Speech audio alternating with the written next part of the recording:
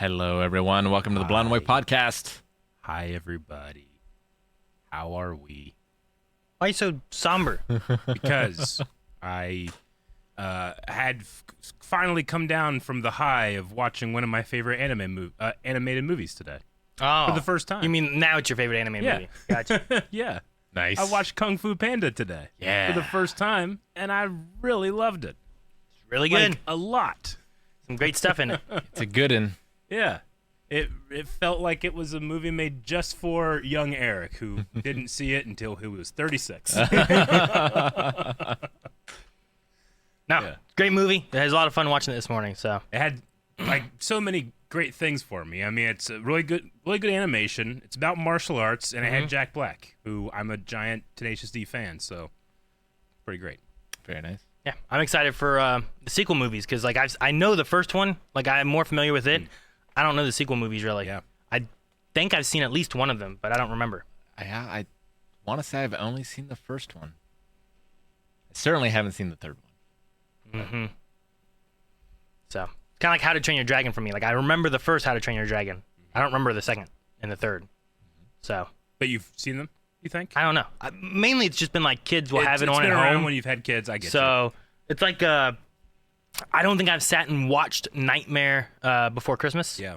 But like the kids have watched it and stuff, Yeah. and I think I've just seen various elements I of get it. Played Kingdom Hearts. And I played Kingdom Hearts, which basically just took you through the same story and everything. So Yeah. No, I mean, there's been a bunch of animated movies that we've checked out recently, and I've just been loving it. Really loving it. There's a surprise one coming up tomorrow that a lot of people don't know about. Maybe we'll keep that a surprise. Maybe we'll talk yeah, about it. I don't I always know. like surprises. I don't know if I know Chad, do you about like it. surprises? It's probably a surprise to me. Rick, I have it right here on my screen if you want to look. Do you remember? I do remember. It's a surprise. I'm excited. Yep. I don't like surprises. They're so unexpected. I understand, Mikey. All right, guys. Well, we will be talking about some various things today, but if you guys have questions and stuff you want us to get to, feel free to put stuff in the chat using your channel points, and we will try to get to some of those later on at some point. Yep. So, So how's your last week or two been? We had Smashcast last time, right? I believe that so, yeah. Smashcast? No Smashcast today. Yeah, no Smashcast today. I won't suddenly break into righteous anger and fury. No, I get as you. we speak. There was a time, too. There was a time or two, too, when we were doing it, and there's like something's being said, and then it's just followed up with like, son of a bitch! So, it was funny. It was a fun time, but yeah, we've also had a lot of game stuff going on this past week. So that has been busy. We've had yeah, I felt like I was getting ready to sit here and watch another video game thing. yeah. No, not today. I think that this last week might have been like the most I've ever streamed. Well, And that includes like the 24-hour stream. do you remember too our coverage of E3 where it was like a 3-day just like all day streaming do. event thing too? So like there was a And lot that of one was long, but I've also included a 4.5-hour Zelda stream and a 8.5-hour Zelda stream. Yeah. So I streamed a lot this week. Feel good about it. Strong. You know what I feel good about? In 2 weeks, it's the 20th anniversary of The Room.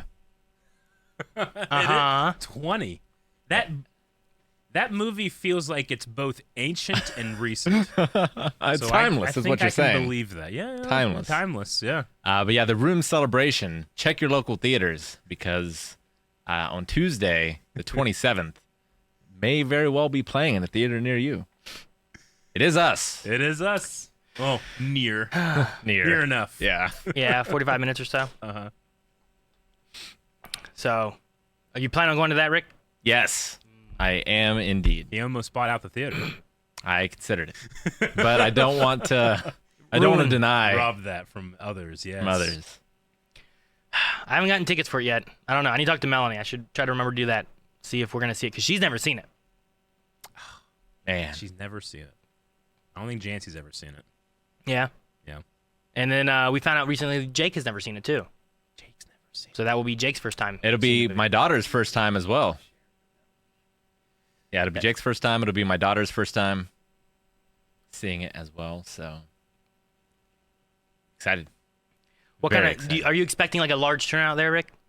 I mean, I Like, do you think the theater will be packed? Or do you think that you and your group will be the only ones there? I mean, I knew the minute that it came out, and I made sure to buy tickets for everyone who I thought was going to go because I'm sure it was sold out in minutes. But I can't say for sure whether or not it was. What would the? But I assume What's the dress code? the dress code. Is it all black? I mean, With chains? Well, you got to have like big cargo pants filled Okay. with Cool water things. bottles, like That's why you- oversized button-up shirts. Yeah. Yeah, long hair. You know, sometimes when I go on Twitter, I know like almost instantly if I'm signed in to Blindwave Twitter or my personal Twitter. Because if I'm on Blindwave's Twitter, I don't know why, but one of the first things I always see is just a selfie of Johnny. Of Tommy Wiseau? Of Tommy Wiseau with like his messed up hair, and I'm like, oh, I'm on Blindwave. I gotta switch off. Yeah, there's that. This weekend, I'm seeing the Goes Wrong show play in a local theater. Oh, okay. So I missed out on that in London. In London, yeah. Maggie and Evie got to see that, so that's that happening. Over in Parkersburg. Yeah, it's like the players or something. Yeah. I The can't remember what MOV it's called. players. Something like that. There's also the guild. Trying to find how to buy tickets, Rick. I mean, I'll send you the link. Now I'm just trying to make sure that they're still opening for it. Yeah, I You can only buy 10 at a time. I know. I had to You had have to go two through separate this, orders. You had to go through this twice. I did. Hilarious. Oh, all right. Well, It's also a first come first serve, so I might have to take that day off and camp out the night before, get those prime seats. gotcha. For me this week, it's been. I've started to. I don't know what the right word is. I don't know if stress is the right word, but I've started to really try to like. I've been focusing a lot on the Pokemon stuff because the Pokemon tournament coming up. So I'm like, I really need to make sure I have my team ready. I've been trying to play it a lot more and get more familiar with things because I haven't done competitive Pokemon play in a long time. I've done like online competitive stuff, but not especially like in a tournament in person, you know? Yeah. So that has been on my mind and one of my main things working through. So I was breeding Pokemon the other day on like Discord. I was just streaming while I was doing it and just talking to whoever was around and stuff too. But Cool. been You feel close? to having my team done. Yeah. I mean, I have all 6 Pokemon that I need. Yep. I need to spend resources on some that I can't breed to get them perfect, like IVs and stuff, to the best of my ability. And then I need to level up and EV train, especially all the other ones. Okay. So, no. I feel like I have a lot more to do. I'm hoping to have it done this week. Next week, Jedi Survivor has been really fun. I got to play it again last night. Had a really great moment in that. That was really cool. I'm planning on probably beating it next week between the last 2 streams, Monday and Wednesday. Yeah. Is what I'm hoping to do, and then that way the following week I have just open to just do Pokemon because that weekend will be the tournament. Nice. Yep, I don't think it's coming I'm up. anywhere close to being down in Zelda. No, Eric, you gotta step. My kids are beating it. They beat Well, Ganon, they're you not know, or playing whatever, it 2 whatever times it a is. week. I'm trying. I'm going as long as I can. They're not playing what? 10 hours a week, 2 times a week. 2 times a week. Yeah. Sure, They're yeah. playing a little bit. Yeah. I mean, they didn't explore everything, that's for sure. You know, when I played Breath of the Wild on the channel for the first time on Twitch, that was only a couple hours each time, and it was like 100 episodes. But this is like 5 to 10 hour sessions, and I'm really loving it every second of it. But it's never enough. Like I literally on Saturdays, like I'll look over and I'm like, how is it 8 or 9 p.m.? It feels like it should be 4. I Yeah. haven't eaten all day. I've been there. My Survivor streams, since I usually only go for about 3 hours in the evenings, Yeah. like I've definitely gone to 10:30 and stuff, and it just happens so quick. Yeah. It's Saturday streams are dangerous. sure you lose track of time if you start at 2 and you go how long, you know? Well, yeah, I've carefully curated this room so you can't tell what time it is. It's like Vegas. You're gambling all night. Sure, early in yeah. the morning. You just have lights on, so it's always the same lighting, right? Yeah. Yep. One of our missing members, Calvin, he isn't here. He's been dealing with a word that I never want to hear my doctor say. Okay. kidney stones. Oh, I thought you were gonna say like death. Though every time I ask him how he's feeling, he looks at me, and that's the word I think of. I'm like, poor guy. Sure. Ugh. Yeah, he has Can't come in catch for a a couple break. things, and he has looked a little corpsier than usual. Yep. He's missed some stuff. He's been in some other things Yeah, too. he's come in a little bit, but So. he's trying to take it easy, and we got a lot of steps here, you know. We do. It's true. So yeah, that's what's going on with Calvin. With me, I have a new entry in the Bat Saga. Bat Saga. Yes. The Bat Saga. Now, sometimes- Conveniently, while Calvin has been out. Exactly. Calvin's gone. The Bat returns. Who knows? But yeah. So you know, Jancy, who will work around here. Sometimes she'll come in super early in the morning and work just because she's already up and she just might as well, right? It's just something that like makes her feel better about coming in and working like that. So I was at home sleeping. As you It do. was super early in the morning, and I got a call, and my phone was on vibrate. I don't know how I even woke up, but I got the call. I'm like, hello, and I just hear like, there's a bat, it's coming for me. Can you come help? I said, yeah. So I got the phone, get loosely dressed. I'm feeling like a zombie, and I'm not even only thinking like, the hell am I gonna do when I get there? I just happen to have like my gloves in the car from working outside on the yard and stuff, so I put my gloves on. I came in, and Jancy is under her desk with her blanket over her head In the same room. in the same room because she Yeah. said, and she showed me, we have a security video. She showed me the video, like she had it over her head and was trying to leave the room, and the bat like came at her and chased her back under her desk. I felt so bad, but it was also very fun to watch. I haven't seen that. So I came in, and I didn't know exactly where she was when I came in, and I was like, Jancy? She's like, here, and I sit under her desk. I'm like, okay, just go downstairs. I'll deal with it. It's like you're a firefighter trying to find someone. Yeah, and I couldn't even. It wasn't out when I got there. Yeah. Right. So she left. I closed all the doors up here, and I started one by one going into all the rooms looking for it, thinking, well, if I find it in a room, I can shut it in that room and then try to get it outside, open a window or whatever. But I couldn't find it.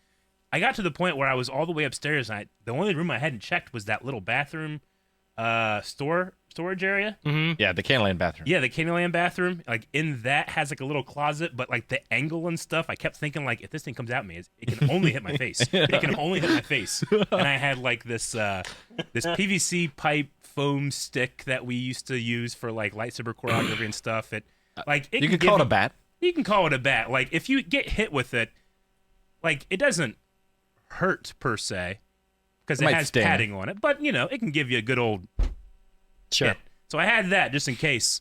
And then I couldn't find it. I didn't want to go be like, tell Jancy like, well, the thing that was flying at your face earlier, no idea where it is. It must be terrible for you, because even if it's flapping around, I can't hear. No. yeah, you can't pinpoint it. No, I had to go into my airplane location mode, which is just turn a lot, Yeah. to try to like hear.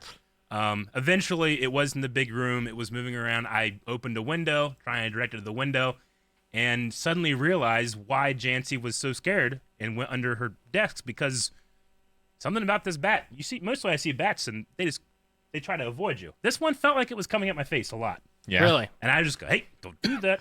Don't do that. And I had my PVC stick. It came at my face, so I hit it. And it just fell to the ground. And I was like, oh, I feel so bad. And then like I had my gloves on. I went to pick it up so I could take it outside. And it's like, and it looked up at me with its like mouth open. I'm like, hey, okay, all right. Well, Well, you so just hit it. It's probably like, ah. yeah, it was just stunned a little bit, and it kind of started to like fly, and it went over towards Rick's desk, and I was able to kind of pick it up, take it to the windowsill. I just set it there because I was like, I don't know if you can fly. Bats' wings are very sensitive. So I kind of like put it on the sill and just closed the window and watched, and eventually it kind of was like, ugh, just flew off in the night. So I mean, I didn't know that it was like attacking like that. It's Yeah. possible it could have had like I mean, rabies or something like that it's too. possible. Also, it was super late, so maybe I was just kind of like, oh god, bat, and it's gonna hit it. I don't know. But it felt that way, especially after Jancy saying like, it won't let me leave. So, Anyway, And you didn't want to be like, fly, bat, and throw it out the window. Yeah. So all of my years of uselessly playing with sticks and lightsabers out at the farm finally paid off, and I was able to take out the bat. You ever play any baseball growing up? Yeah.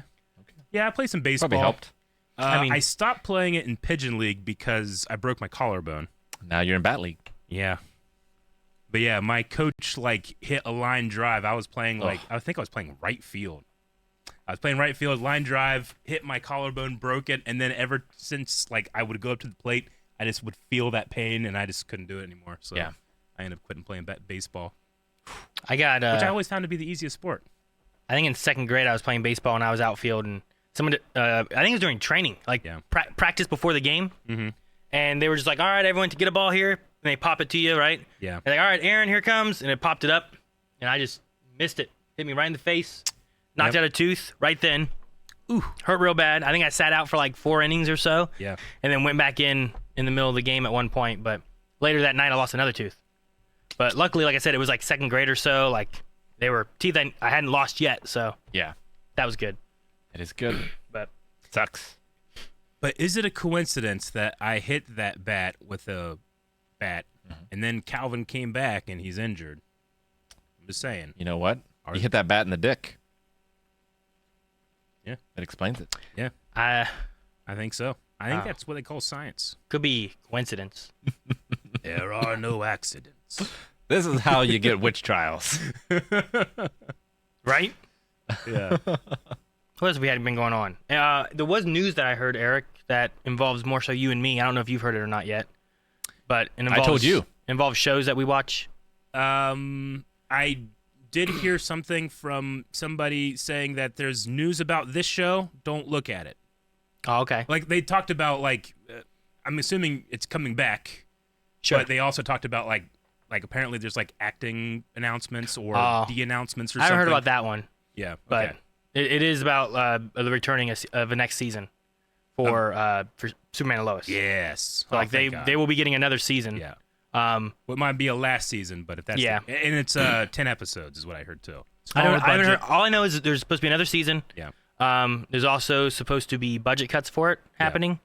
Yeah. So I don't know how that's going to affect everything. Which whatever you've heard or not heard or whatever it is, I've heard maybe that things reflecting. Announcement also came with them talking about a series regular that we're not supposed to know about. There may be some other stuff too with so I don't want the budget cuts too that are changing things or altering things too. But no, Superman and Lois has been a really good show. I've really enjoyed it. And I feel like it's one of the shows where it's if you haven't watched it, I think it's one of the best superhero TV shows that they've made. The only people that love Smallville more than me are the people that you would say love Smallville too much. I love Smallville, but I think Superman and Lois is the best Superman media ever. You put it in the same sentence as Band of Brothers. Yeah. One day. I did. Yeah. Because I had such a visceral reaction to what they've been doing. But no, I think I'm glad they're going to get another season, and I hope that maybe the reasoning is to let them kind of close it out because maybe they didn't get to plan a closing out of this season. So it could be similar to The Flash, where The Flash got their one more half a season, 9th season kind of thing. Yeah. So I'm very interested to see what they do with that and to finish the off one this CW season show too. Where I really feel like I'm man, I wish they'd get through these fights quicker and get to the drama. I want to get to the good stuff. Okay. What were you saying? I'm sorry. I don't know. I'm sorry. I feel bad. I'm sorry. I don't remember. I started listening to you. I'm like, oh yeah, what was I saying? Yeah. So, but no, I heard about that. Rick was one of the people I heard it from too, and then there was someone else that messaged me or something like that, and I was like, okay, well, I'm glad to hear. Because I'm like, well, I don't know. Maybe Rick misunderstood. He doesn't watch Superman and Lois. True. I read it from the Twitter, which is known for its accuracy. True. Especially nowadays, right? Yep. As long as it has a blue check mark, is what I hear.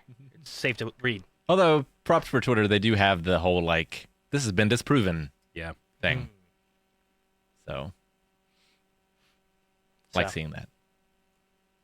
That's been some news I've heard. Okay. Good. I'm glad. Especially because, there's been a bit of a shakeup in a lot of television with the writer's strike and everything. So I'm assuming whatever this next season will be, who knows when it comes, because of the writer's strike stuff. But that's true of all television right now. Sure. We just don't know. The Directors Guild kind of immediately took a deal which I know a lot of people in the Writers Guild were not happy about.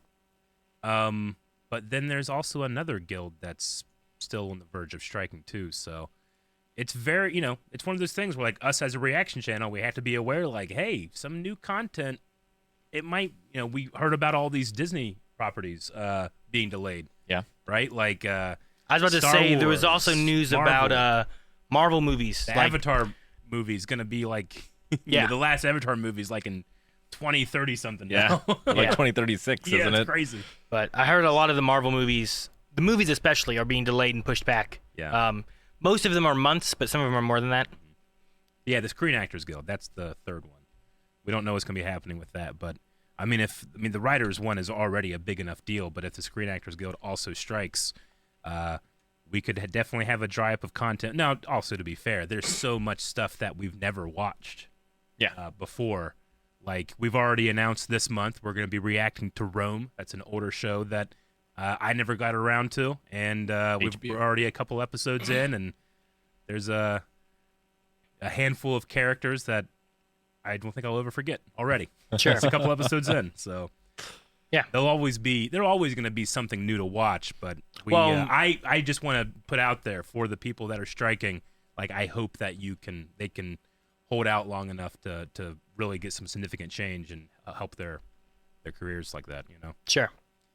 And then as far as for Blind Wave 2, like we have another poll that has wrapped up recently that we'll be having after Band of Brothers, a new show. And then there's like two animated polls coming soon as well. Ben 10's coming to an end Yep. very shortly. Assassination Classroom is close to its end too. Yep. So we have both of those polls coming up here before too long as well for new animated shows, especially.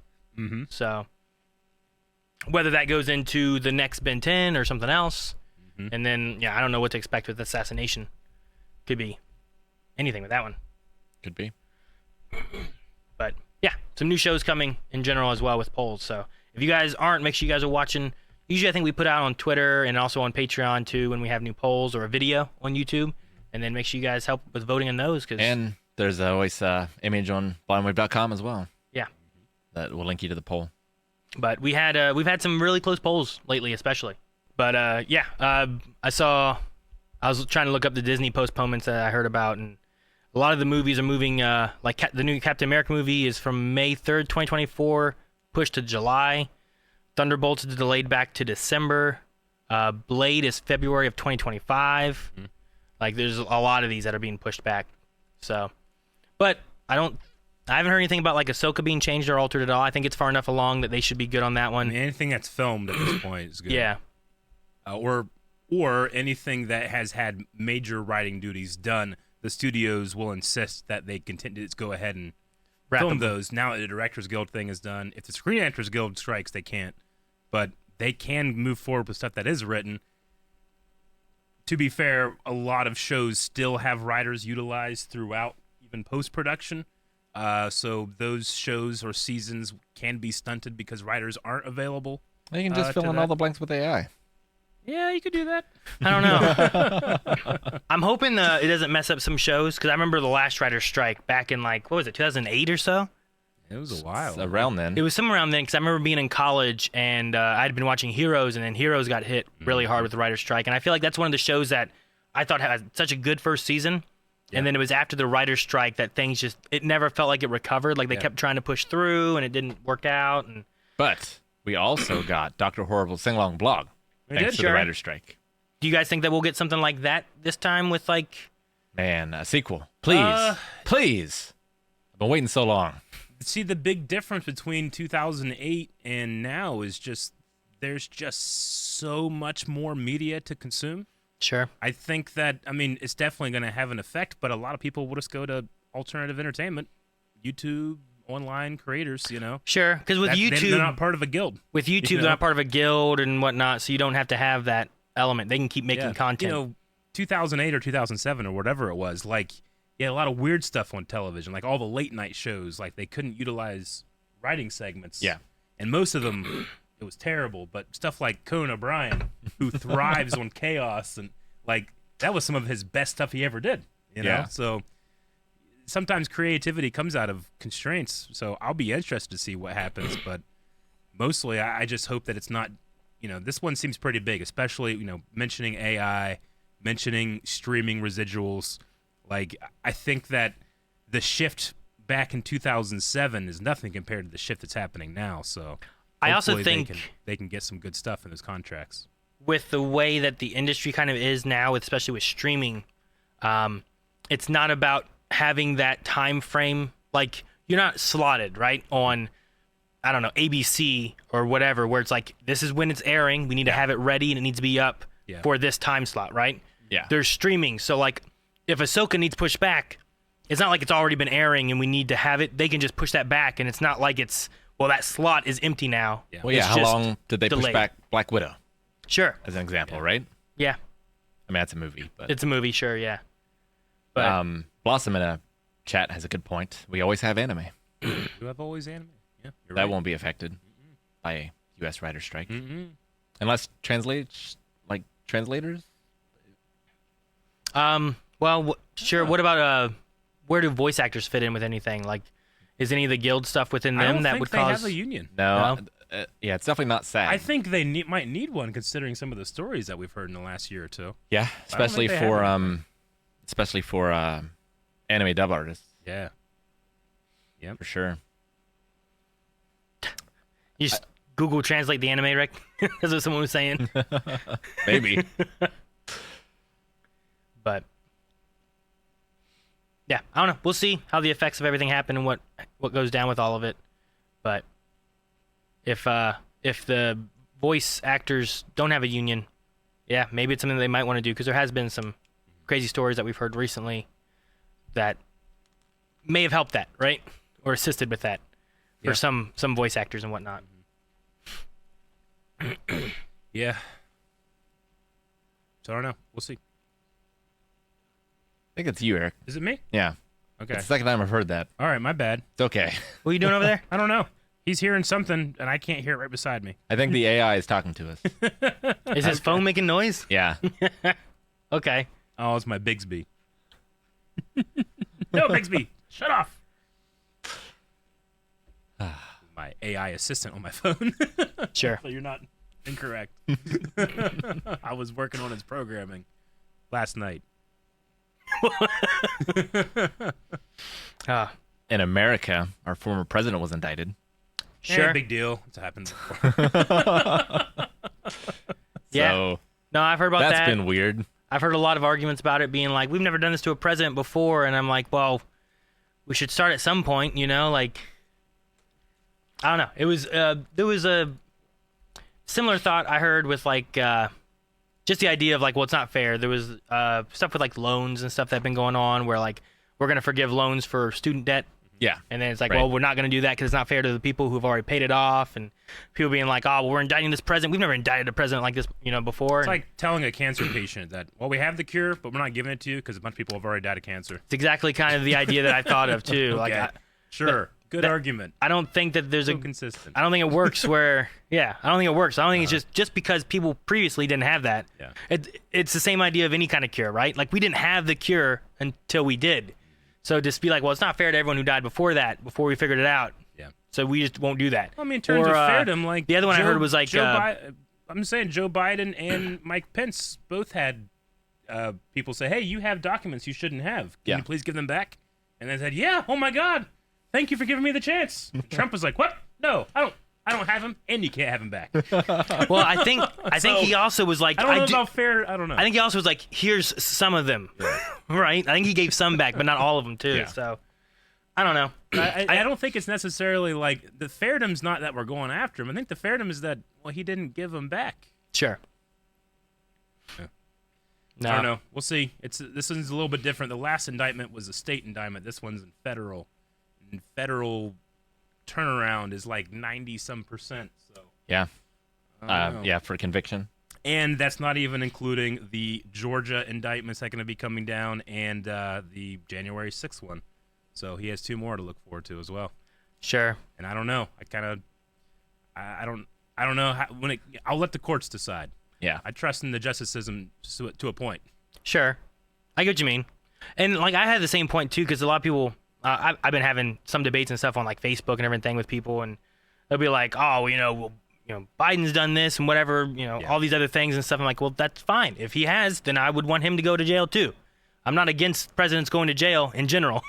Yeah. I don't have a favorite that I hold up on a pedestal or anything. So like, if they've done something bad, I feel like they should go to jail. Like I really wish our presidents didn't go to jail. Sure. Like that would be great. It's terrible that we've had to have that as a thing, right? Yeah. Like, that president. Yeah, it's just a tricky problem that you don't want to have. Sure, right? Yeah. Like, it's like the idea that, like, you don't want to be at the point where, like, Germany always has that idea, like, oh, we did have a Hitler, you know? Like, you don't want to have someone who's, like, got a bad, infamous reputation where that just kind of lingers over all the time. Not to say, like, Trump necessarily is a Hitler, but just, like, the infamy of someone who has done something bad just kind of looms as a leader, Yeah. I just feel like that has stayed there for a while. But no, I think if politicians are doing corrupt things, I think there's a Supreme Court justice that is doing things that he shouldn't be doing, and there should be consequences for that. But so far, nothing's happened with that. So Yeah. Yeah. I don't know. See what happens. See how it shakes out. we will see. I don't know. I there's a weird like rock starness to some politicians these days, and I don't understand it. I mean, not just these days. Well, Yeah, unfortunately, there's a thing where like, and Melanie and I talked about it too, where it's like I don't remember this when I was a kid. Like JFK was worshipped. Has this I feel always like. been the case, or is it just like now I have grown up to the point where I'm paying attention to it more now? I think historical scholars would say every single generation has always said, "Man, it's never been like this." But that's the nature and the symptom of progress, right? Is that you're always going to have division and the liberals pushing forward, the conservatives pushing back. Yeah. And hopefully you're progressing in a direction and not staying stagnant. But yeah, it's just kind of always been the case. It's just that we also now have social media and we've never been more connected as far as we know and all that stuff. So it just feels a lot louder.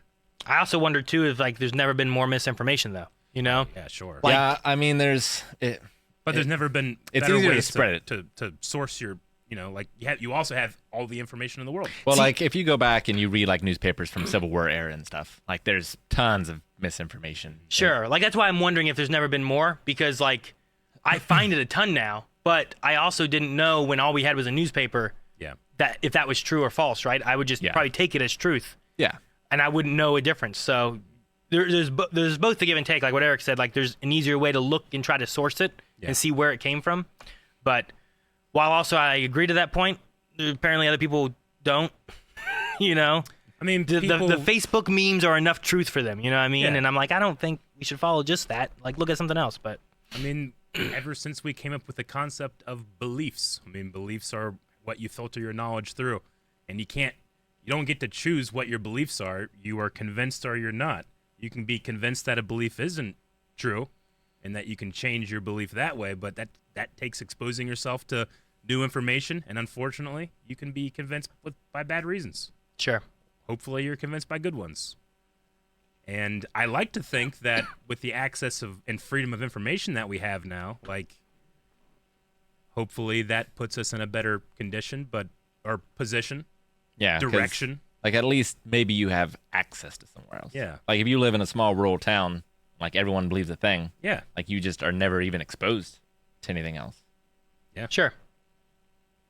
Especially like, if people were relegating like textbooks and what they teach in schools and stuff like that. Oh, sure. I mean, it's what they've known, right? Back in the day when people believed the earth was flat.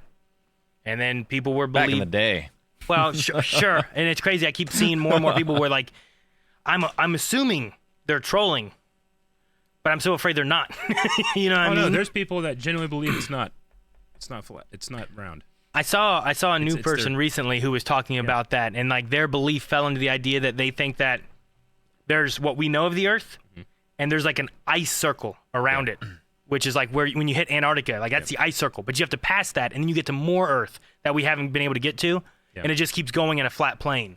And I'm like, okay, all right. But what about pictures and stuff? And it's like, oh, well, all the stuff that NASA's done has all been a hoax, and it's been in a pool with wires and water, and they paint out the wires and green screens, and I'm like, oh no, it's a dumb comparison, but I always think about when I was growing up, and it was right around the time that the Clone Wars was airing, right? On television, George Lucas television, Star Wars coming out. And it started to change very, very long established Legends continuity. And there were the people that are like, who gives a shit? George is saying this, you go with that. But then the hardcore Legends people were like, no, we can make it work. And it got to the point where there's all this convolution trying to be like, actually, it does work if you think of this and this and this and this. And then you go, yeah, but this character can't die 3 times. Yeah. Like, no, they can. The first 2 were exaggerated, Yeah. Clearly, this information is incorrect or contradictory, but if you believe that it isn't, you can find a way to rationalize it. And I think that's what happens with a lot of beliefs that are fringe. Like, it's really easy to think, no, I have the secret information, and I can make it work in my mind. Sure. See, there's a difficulty, I think, within all that, too, where it's like, I always want to have people that have their different beliefs and opinions, and then it helps to make sure that I'm also not in like the loop of like an echo chamber type of thing, right? Where it's just like everyone just believes the same thing I believe. Yeah. But then there's also things where it's like I'm positive there are these facts that disprove what you're saying, and I feel like now I'm at a different point where I'm like, but I guess it falls in that belief thing, right? Like I feel like I have these scientific facts that prove my belief, but I don't know how to convince you that it's not, and then it's like I don't know, and then I feel like I just get frustrated with that idea, and then I'm like, well, I know you're wrong, so I'm not going to listen to it. But then I feel like then you fall in the idea of falling into that echo chamber kind of idea, and I don't like that either.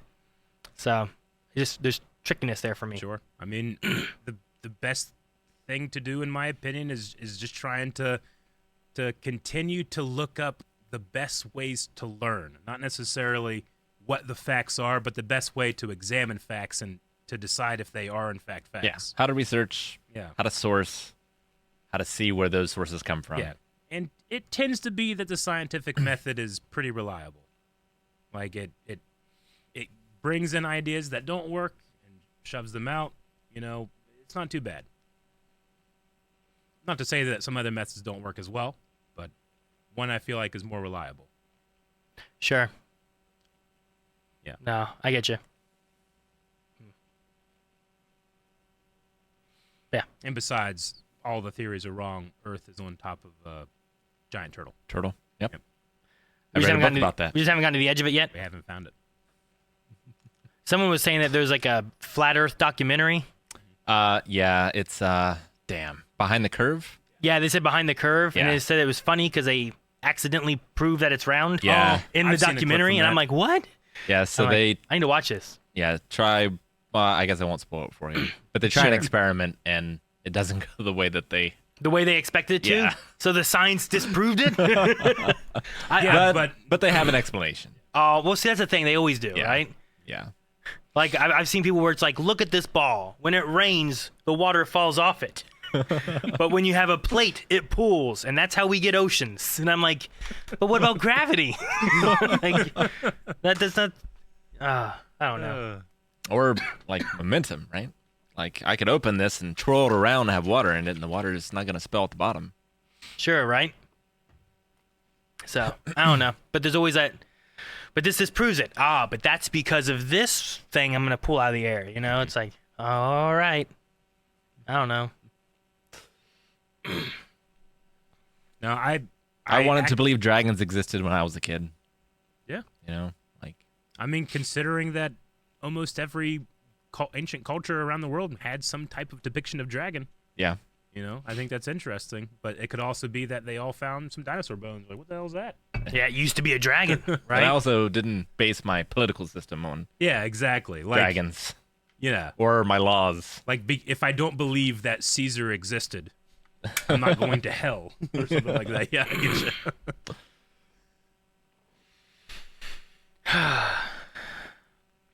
Yeah, I don't know.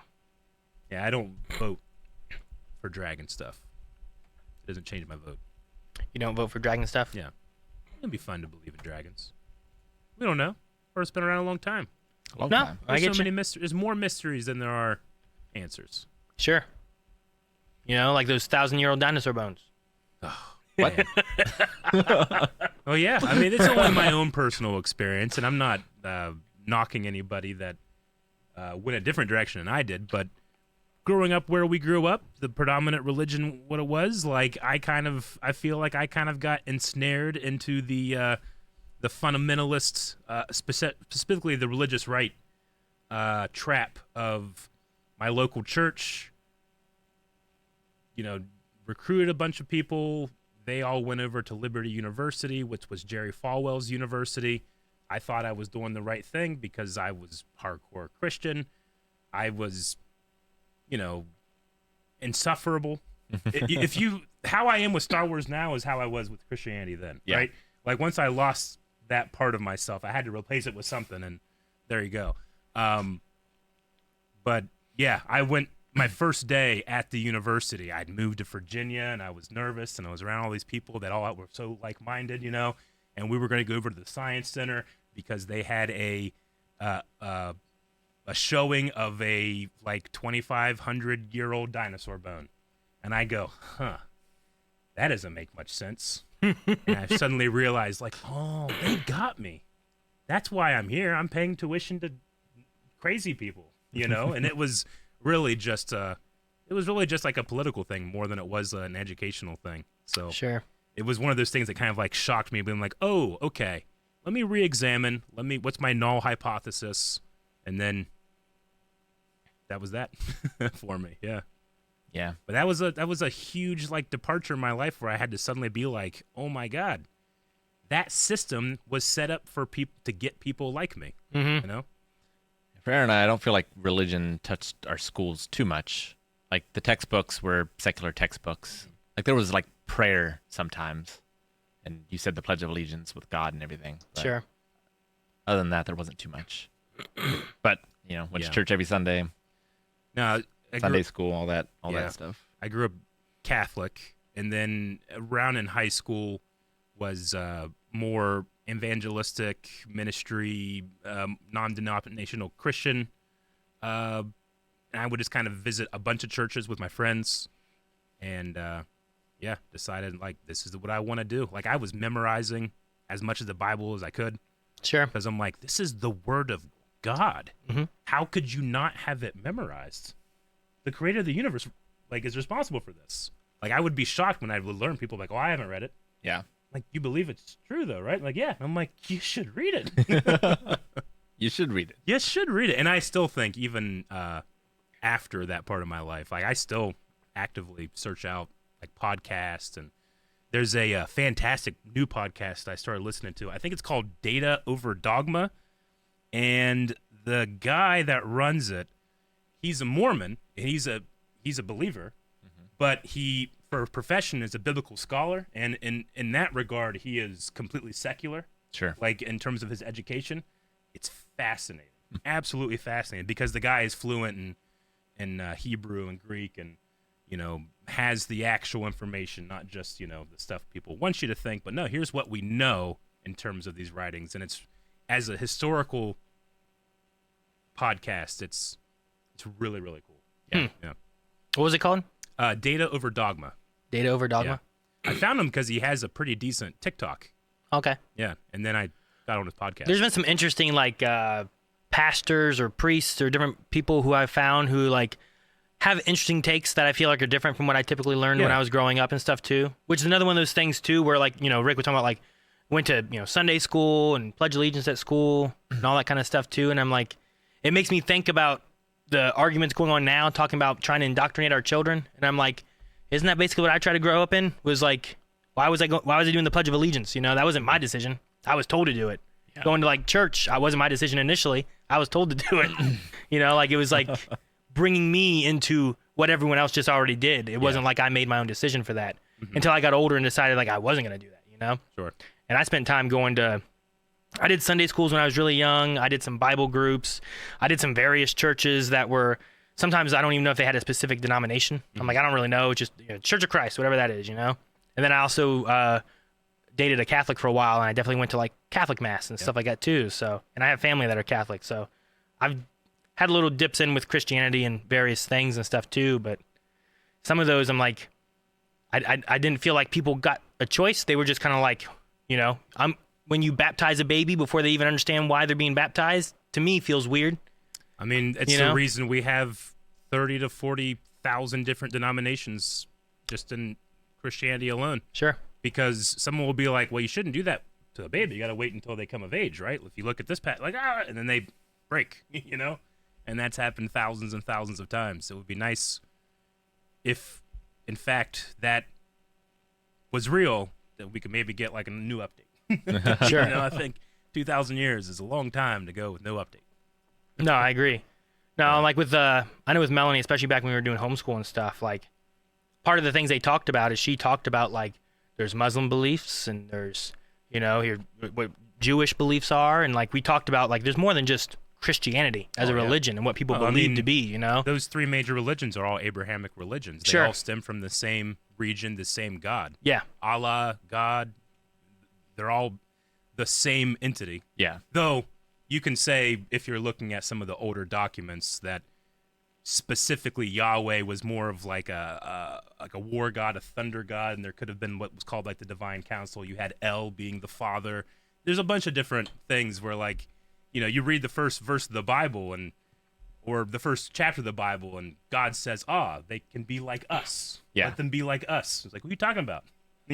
Modern people would say, he's talking about Jesus, but some of the older Jewish traditions had multiple deities like Baal, and they're actually referenced in the Bible. Yeah, sure. Yeah, people were worshiping them instead of him, right? Yep. So no, I don't know. I just find it crazy some of the hatred against religions between similar religions and stuff too. Sure. And then the idea of hating against like indoctrination, when I feel like when you take a step back and look at it the same way, I feel like that's already been happening. It's just you agree with this, you don't agree with this. You know what I mean? Sure. So I don't know. I mean, it's Weird just stuff. it's another version of the quest for knowledge and questions, right? It can provide answers, and I certainly don't think there's anything wrong. Like, I don't blame my parents one iota for introducing me to those ideas or anything like that. It's just, Sure. Yeah. I have a different way of thinking about it now, and And if in fact I am humbled at one point in my life, hopefully the God that humbles me is a merciful one. Sure, right? like the Quran, the Torah, the Bible, like there's such huge parts of human history. Like I think everyone should read them, Yeah, definitely. like regardless of religion or anything, just to kind of understand why people acted the way they did sometimes. Absolutely. But no, my favorite crazy Bible thing was it was like a summer camp. I forget what that's called, but Like a Bible camp? Church camp? yeah, church camp. Yeah. That's it. Church camp. And the dude who was teaching us, we were talking about Adam and Eve, and like in Adam and Eve, it's like they created all humans, but they also reference other tribes, as well. And his thing to solve that contradiction was that those were aliens. Oh, that's a good one. Yeah. Oh, aliens. Yep. Huh. Yeah, not of this earth. Yeah. No, I think mine was, what was the answer I was given first? Adam and Eve, because they were so long lived, had many, many children, and they eventually go off and have their own kids. The main thing is, where did Adam and Eve's sons get their wives? Yeah. Yeah. Yeah. But no, I understand. I mean, it's, it's still a fun story, but science doesn't really believe in just one Adam and Eve. There's mitochondrial Eve, which takes its name from that, which I always kind of like how we can take scientific discoveries and throw those, we have Saturn, the god, and now we have Saturn, The planet. The planet, yeah. We have Thursday for Thor's Day and Wednesday for Wotan. And I can, in a moment of just pure, utter disbelief, go, Jesus Christ, Like, that's not me, appealing to a deity or anything. Yeah. It's just culture. Right? Sure. Yeah.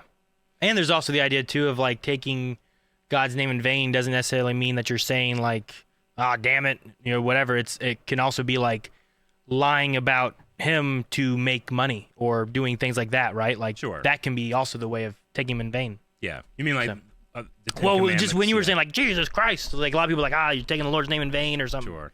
Or saying I like, think God historically damn it." that's meant to be like if you swear upon, like I could Sure. swear to God that I am telling the truth. Sure, yeah. It's like you don't fuck But with that. in that way, like you're doing it maybe to lie in order to also gain profit to yourself, you know? But Yep. Yeah. Oh no. I went through, I don't know, 6 or 7 year transition period of like, okay, I have to get hardcore into Christian apologetics to defend my beliefs, and then I was just kind of like, I don't know if I can, you know. So I still stay open. I mean, one of the last conversations I ever had with my mom was, you know, she knew my thoughts on faith, and I knew hers, and it was just as long as you never stop looking, you're good. You know, I don't feel like I've ever stopped looking, never stopped asking questions. I certainly am open to my road to Damascus experience. Yeah. You know, that's fine with me. But sure. yeah, It's the idea of like, well, I don't think there are ghosts, but I am willing to find one if it is true. yeah. But I've never gotten to the point where I'm like, there is definitely ghosts, you know? No, I don't think there are ghosts. But if I have like a gummy or something, and something's really dark, like you think like, what's out there? You know, and evolutionarily, like the humans that were afraid of the dark survived rather than the ones being like, I don't know what's out there, let me go look. Panther, you know, you're dead and you don't get to pass on your genes. Well, yeah, and so there's it's good to be, you know, a little bit skeptical, but it's also good to be like, just in case, Pascal's wager. well, it falls in the line too of like in today, like everyone has a camera in their pocket, Yeah. and you figure that we would have found things like, I feel like there's far less alien videos nowadays, right? There's been less Except pictures. the ones by the Air Force. Well, yeah, sure, but which is also from years ago, right? Yeah, I know. Yeah. There's also less Bigfoot pictures, right? Because cameras are better now. It's not going to be some blurry, crappy photo. You're going to be like, it's a monkey, or it's it's just a guy in a suit or whatever.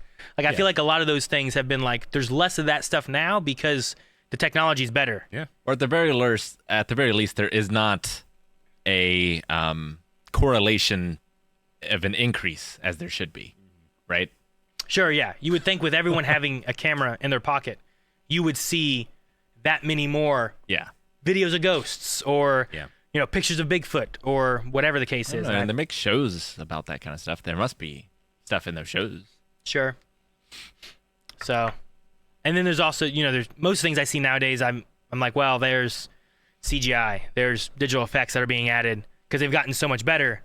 But One of my favorite YouTube channels to watch, Corridor Crew, they have a show because their big show is like visual effects artists react, where they react to visual effects, whether they're really good or they're terrible. It's very entertaining. Sure. But they have a sideshow where they react to ghost sightings and alien things, and they can be like, look, we are professional visual effects artists.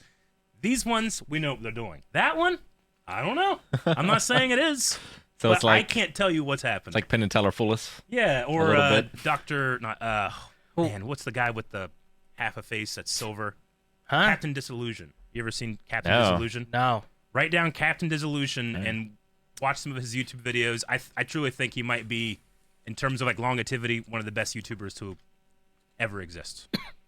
But he Oh. does a lot of that too. All right. Yeah. He's been a YouTuber longer than most I can think of. Never heard of him. It does make me think. You saying that reminds me of like in a Star Wars fan film we did. I think it was Rivals, when we had the judges talking about it, and a lot of them were visual effects artists too. Like there Yeah. was one of our effects that we did, and they were like, I can't tell if this is physically done, digitally done, or what, but it's great. It's great. It looks so good because I can't tell what it is. You know? And it came down to, well, it was shitty digital video that can't pick up this fishing wire. Yeah, Yeah. That was So- fun. You were there that day. I was. Yeah. Yeah, I hit Aaron with a chain. You did. Face. I remember that. I think I still have a dent in my forehead up here. So that hurt. You did get to step on my back though, as revenge. I can dig Oh, well, we talked about some things I wasn't expecting us to talk about today. it. Yeah. So Well, it happens. that I mean, was we tend to stay away from like politics, religion, that type of thing, just because we want people to just come and have a good time watching some stories, you know? Like, yeah, you can't deny that stuff leaks into conversation or whatever, but, I mean, I'm fascinated with religion. I mean, even though I don't have faith anymore, like, it was a very, very large part of my life, so I have all this extra information in there I can't get rid of. Yeah. So I'll talk about it. Definitely. Sometimes I'm not sure if anybody wants to hear. Sure, yeah. No, I get what you mean. Usually people come for something else. Yeah. So giving, like, that's not why they're, you'll hear that everywhere. Sure. You know what I mean? Yeah. Treat others the way you want to be treated. It's pretty good. Pretty good. Do that. That's the main thing I look for, is just respecting others. And, like, if they're not living the way you want to, as long as it's not literally harming anybody, I don't necessarily see a problem with it. You know what I mean? I mean, when asked, Christ said, there's actually only 2 commandments you got to make sure you follow. Have no other God but God, and treat others the way you want to be treated. You do those 2 things, all the other commandments are kind of in there. Yeah. Guidelines. We're halfway there. You know? I feel pretty good about half.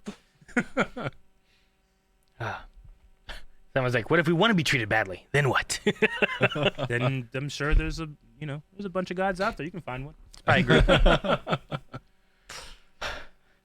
All right. Well, we do have some questions coming in if you guys want to take some questions from Let's chat. do it, yeah. So if you guys do have questions, we'll get into some of these. I'm not going to guarantee all of them will be read or that we'll get to all of them, but we'll take some conversations that you guys have for us.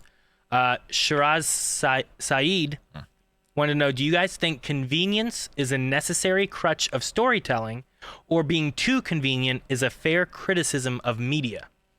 Convenience. Sure. So, I'm trying to think of good examples that's of this. convenient. Well, so Like, I'm looking for an army. There's one here. That's like that type of thing, or I think of Breaking Bad maybe first, where like he goes into the bar and there just happens to be that person there. Like, that's convenient sure for the story. So, like, every day in life, there are 1 in a million coincidences, right? Yeah. But because there are 7 billion people on the planet, 1 in a million is not that rare. Yeah, It's sure. for you, but not to stories, right? I also think, like, if I walked into a bar and saw someone who lives in this general area, like, sure, there's a coincidence there, but also we both live in the same area, right? Yeah. So in something like that, I feel like, well, that guy had been in the area, Walter had been in that same area. Yeah. For them to walk into the same one, sure, can be coincidence, but also they were both in that area. It's possible that can just happen, you know? Yeah. Yeah. I mean, it's utilization of the story. I mean, it just depends. Honestly, it's what the storyteller finds appropriate, and then after that, what the audience finds appropriate. Sometimes the storyteller is just like, that's what happened, you know? Yeah. And you buy it or you don't. So I guess it just is case by case for me. Sure.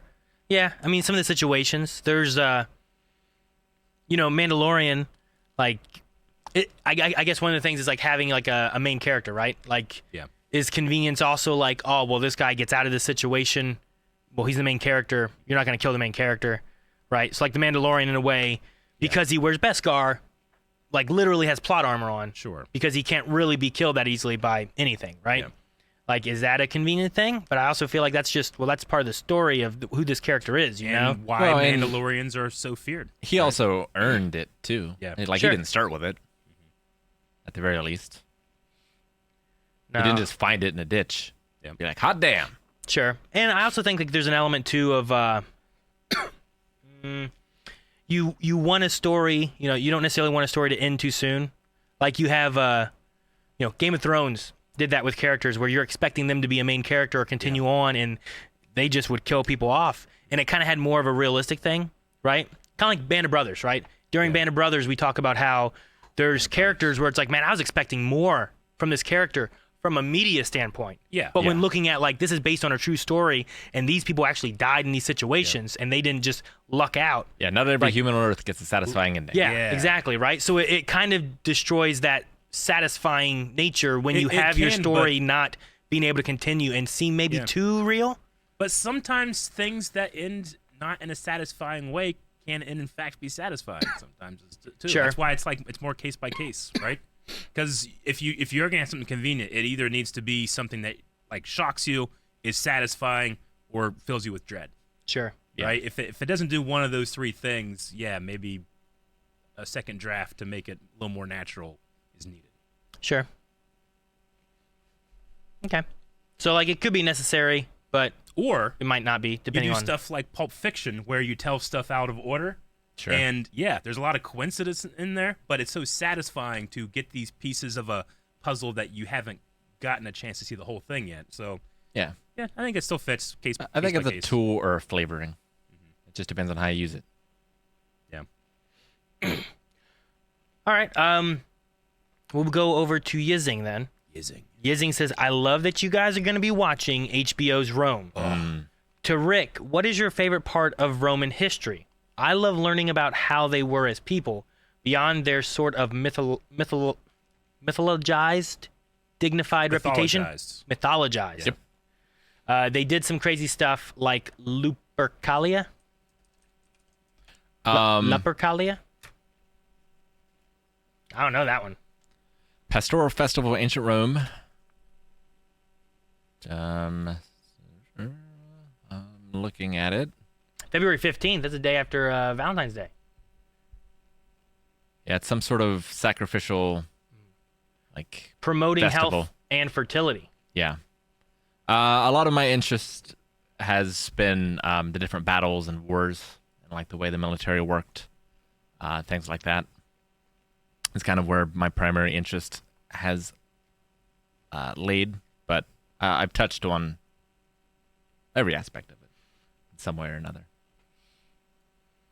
We've only watched a couple episodes of Rome at this point, but after watching Band of Brothers, after watching Rome, I think I realized that TV that I watched when I was a kid, it's not that there wasn't high production out there, but my parents didn't have HBO.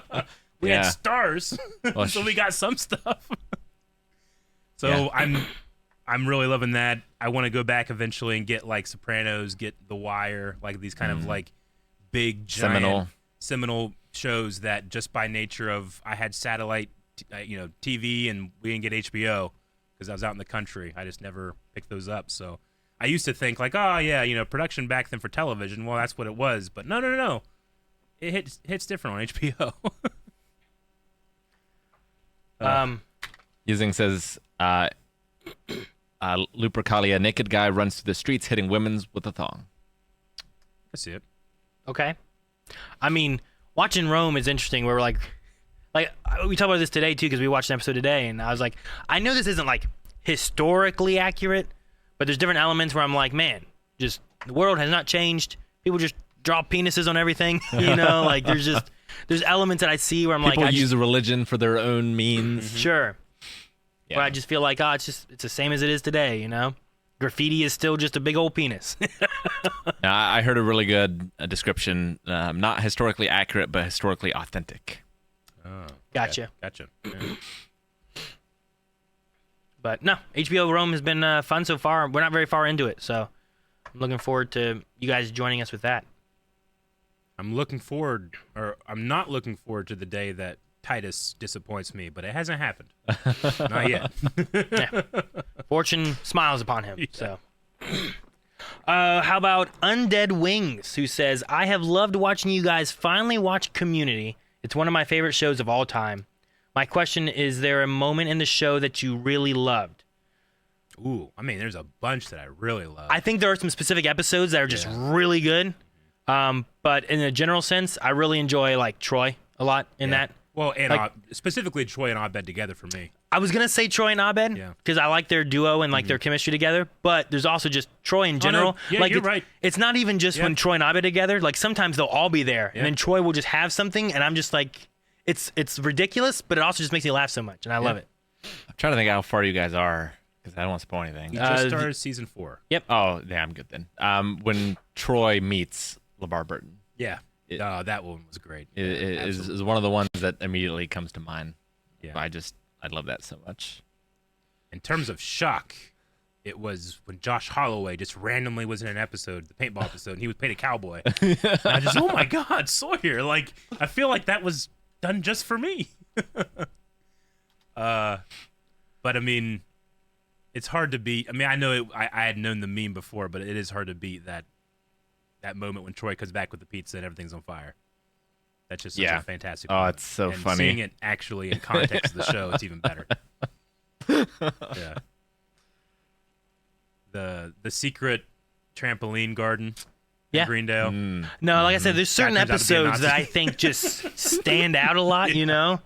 And it's like, yeah, that one just has like a little thing extra in it. It's like, wait, are they doing this? No, they're not doing that. Yeah. Oh, yeah, we're doing that. Okay. Sure. But no, there's some really good stories and elements Yeah. in some episodes. Paintball stuff's great. Love it. And I mean, you know, I know that we talk about it a lot in a negative context, but Chevy Chase is so talented. Like, you cannot deny, just he's so good. Sure. No? But I've yet to go back and like look for like any extra information about the show. But what I've had heard about it, it's like, oh, okay, he wasn't that great on set, Yeah. but can't deny the dude isn't a comedy legend. And he has elements too of like, he has elements where it's like, for me, it's cringy. Yeah. And then also elements where it's like, it's just so funny. Sure. And then sometimes it's so cringy, it's funny. Yeah. Yeah. Which sometimes, like, it's a hard line for me to cross sometimes where it's like, it's so ridiculous. And other times I'm like, come on, Pierce, do Well, better than this. It's Always Sunny is similar in that regard. Yeah. Mainly because It's Always Sunny has been on the air for so long. And thankfully, society progresses. What we find acceptable isn't the same as it was even 15 years ago. Sure. That's true of a lot of things. Like, I don't know if you've heard, Rick, like, recently there was some information about the Lost Writers Room that came out.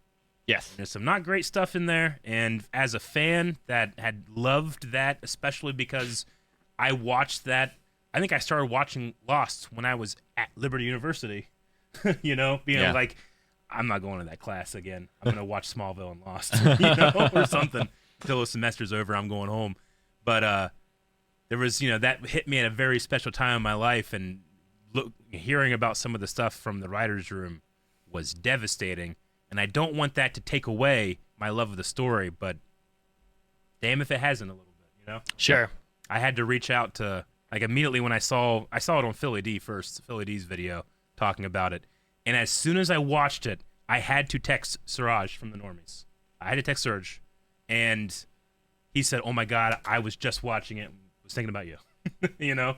And we had a little bit of a conversation about it, but rough. Yeah, I read about some of those. It's some sad news. Yeah. I'm not And I saying don't know that what It's if Always it's- Sunny is necessarily in that regard. What I'm saying is, like, what people find funny does progress and change, right? Sure. And especially dark humor, because dark humor is showing a light on, like, we all have relatives and, your parents have friends where you're like, you would look up to them when you were kids and you would emulate their behavior or the way that they would speak. And once you started to grow up and you started to make your own jokes, you would find funny what they found funny, right? Sure, yeah. And then you would eventually be like, oh, actually, that's not funny because I wasn't thinking about how that can be harmful or that can hurt somebody. It's Always Sunny, much kind of like Seinfeld, like, has that look of like, well, it's still funny to think these ways and act these ways. And it's almost like living out a fantasy of being a dick. Right? Well, sure. It's Well, it's like when I play a Star Wars game and I choose the bad ending. Yeah. You know? the tricky thing too with that is I think there's a lot of comedy and humor and things where it's like that is just wrong to do, but it's funny in the nature that's happening. Yeah. And then whenever you get to the point where it's like, well, some people may not look at this as being like so bad it's funny, Sure. but may just be like, yeah, that's how you should act or how I act, Yeah. And it's like, well, now it's less funny because some people actually Yeah. view things this way, Exactly. Like, I can go back 20 years now and say, okay, 20 years ago, what were my favorite comedy movies? And I can rewatch them, and I can love them all over again. But this joke is just, what if this guy was gay? Isn't that funny? Sure. And you're like, so? Who cares? Because I can look on that with the privilege of being in a place, hopefully, being in a place that most people are okay with that, and it's not just the butt of a joke, right? Sure.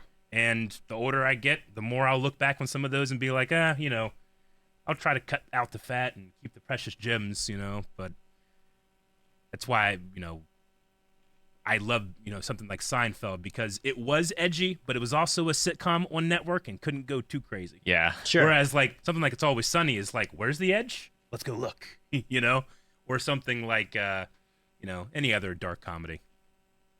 They almost become like, what's the right word? Like like a time capsule sometimes. Sure. People can look back and be like, huh, people really liked that, huh? And different Interesting. like stand-ups as well definitely. are Absolutely. really good for that. Stand-ups. I mean, you know how many times I watched Bill Cosby himself when I was a kid? He had the special called Himself, and I had it on VHS, and I watched it like every week of my life for like a couple years. I thought it was one of the most brilliant comedy routines I ever seen, and now I can't watch it anymore. Yeah. You know? Sure. Sucks. But even like Eddie Murphy's Raw, it's still one of the most seminal comedy specials of all time. But man, did he hate gay people. You know, like he might look back on it now and be like, hey, I was different then or something like that, or I've progressed, but it's hard to go back and enjoy something that I got a lot of enjoyment at when I was a kid, because I was ignorant as well, you know. Sure. It feeds in with like the belief kind of thing too, right? So like if you go back far enough and we talk about, I don't know, flat earth before, right? The people that thought about flat earthers or people thinking about round earthers, I guess, would have been making jokes, like, you hear these guys? They think the Earth's a marble. We'd all be rolling all over the place, you know, and they're making jokes. Then you get to the point where it's like, more people are like, hey, you see the science? The Earth's round. It's like, well, that didn't age well, you know? Like, that looks, the beliefs there are different, and I don't know. Like, for me, I'm glad to at least be able to see that society has progressed in some ways, you know? Like, for me, like, I don't think a single joke can do much harm. It's just when the culture is only filled with the jokes or the negative. Yeah. That like the real danger happens. Yeah, and the negative just can be so addictive for some people. You know, we started out talking a little bit about like, Aaron, you'll be on Facebook, and I can't go on Facebook half the time anymore because it seems like some people get addicted to the negativity. Like they wake up and go, "What are we angry at today?" And that's on both sides of the hill. You know? Sure. And it's like the opposite of my philosophy in life or what we do at Blind Way, which is like, I want to like things. Sometimes I don't like things, but my goal is to like them. Sure. But some arenas in the human experience are like, good luck. Good luck liking something. I know, you know, I have people on Facebook. I know, you know, some people post things that, what they've been doing today. Other people post things that are maybe religious. There's one guy I know that seems to only post what he hates about politics. And that seems to be the only thing they post. I don't usually see like anything they enjoy. And I'm like, man, you gotta have a few things that you're happy about or something, you know? But and then, you know, also there's just different personalities. Some people are incredibly amazing at talking about what they don't like. You know, like Bill Burr. You know, like I don't believe everything Bill Burr believes, but he is a master at talking about stuff he doesn't like. Yeah. Because he both shows contempt for it, but also like, what do I know? You know, I'm an idiot. Yeah. Right? So there's just the way that he can communicate a joke is like, even if I disagree with him politically, which I don't really, I think that he's, you know, I've listened to his like Monday morning podcasts and stuff, but yeah, like if that guy was talking about what he don't like, I'll tune in. But not everybody has that skill of talking about what they don't like. no, for sure. All right, that was our community question. Oliver. Check. Oliver says, Eric, will you finish the Mass Effect series with Andromeda, or will you dive into Dragon Age universe? There's so many good things to do. I mean, it's a good problem to have. There's a part of me that looks forward to retirement. It's like I have so many things to get to eventually. That's what I think of every time I look at my board game collection. Right? I'm like, man, just wait till I'm retired, baby. But I mean, I would love to, but I got Zelda I'm going through now, which I have no plans on stopping. I have no plans on speeding up. I'm having such a fantastic time. Then I want to get into Survivor. Once I'm done with those two games, they're both very long games. Who knows what's next? Andromeda, you know, is on the lists. Sure. Dragon Age sounds awesome. And there, you know, it's another Witcher sounds great, you know. It's another BioWare game. Yeah. Melanie really liked Dragon Age. She didn't do Mass Effect, but she really liked Dragon Age. Had comparisons with it towards like KOTOR, excuse me. Yeah. Which she really enjoyed KOTOR and stuff too. I like Dragon Age. I think Dragon Age might get a better shot if it does any type of, you know, like I only did Mass Effect because the Legendary Edition came out. I'm like, oh, hey, here's an easy way. Because I understand from Dragon Age, it's actually kind of hard to transfer your character information right now. And also to navigate how they do DLC, because it's kind of like spread out with how like a person can go back and experience those things. But if they were to ever do like a Legendary Edition of that, that's probably going to put it more towards the top of my list. Sure. Like with the new Metal Gear Solid stuff coming out, Rick and I were like, hey, maybe we play through the Metal Gear Solid series finally again. Yeah. And get Rick to number 5. Number 5. He's never played the alive. 5th one, you know? So maybe something like that could be cool too. But I watched 5 being played, but I also never played it. I don't know how much I played 4 either, though I think I've seen probably every cutscene. Yeah. I think I watched somebody play 4. for Metal Gear Solid? Yeah. I think you were there for a good bit, but whenever we played through with Calvin, though you also fell asleep. True. So It was back when I was editing as well. yeah. Didn't have much time to sleep. Yep. I get you. 50 Mini Vibes says, are there any plans for Melanie to rejoin Doctor Who reactions in November? Maybe. And I I mean, mean, November that's coming back. she's been involved in stuff too. And she joined us with the last season of The Flash too, She did. because we weren't sure exactly what they're going to do with that. And she'd been involved with a lot of the CW stuff already. And Yeah, it's been a little easier for her to be involved in some more things now too. Yeah. So that's very possible. School should be back in too during then, so it's easier to be like, all right, well, the kids are gone, so she'll be here during the day.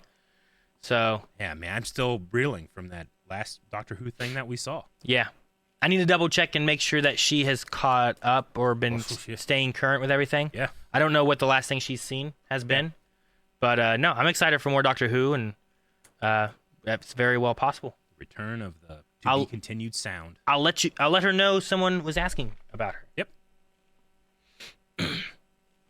Sad Malik says, why is there no Ben 10 replacement poll up yet, since there's only 3 more episodes left on Patreon? Well, we have the Secret of the Omnitrix movie that is 3 episodes that we're watching. Yep. And then I believe we have 2 movies, I believe. 2 movies that we that are also going to be working their way through Patreon as well.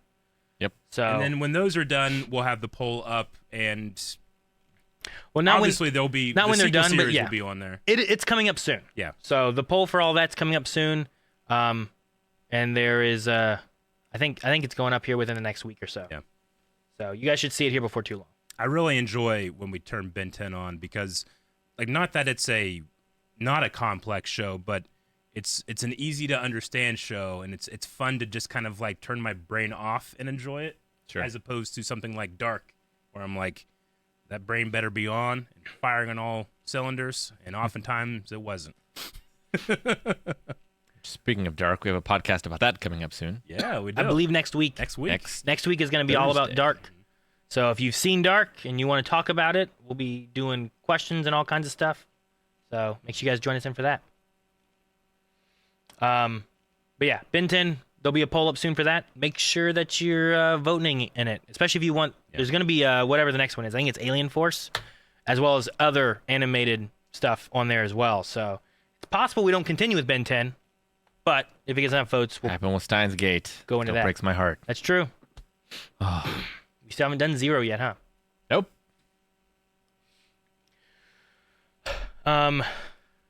Also, I guess while we're talking about it, it looks like for Badonkagonk, we're probably going to be holding off until July 6th for the next Badonkagonk. Yeah, it's a little later than we wanted to, but I think to make up for it, we might end up having 2 Badonkagonks that month. Maybe I'm not really Wow. sure. We're not committed to it. I don't know. I don't know We'll about see. that. Eric's saying things, and I'm like, I don't know. There's not a lot of time for me to read a book, so we'll see what happens. But Well, maybe we'll have to do something shorter. next week we're gonna have Dark, and then the 29th. I know Eric and I won't be here, so we won't be Yeah. having Badonkagonk for that Yeah, for we'll sure be either. in Columbus for So Pokemon. we're probably gonna be doing it the 1st of July for the next Badonkagonk. So while we're talking about podcast schedules, wanted to mention that as well.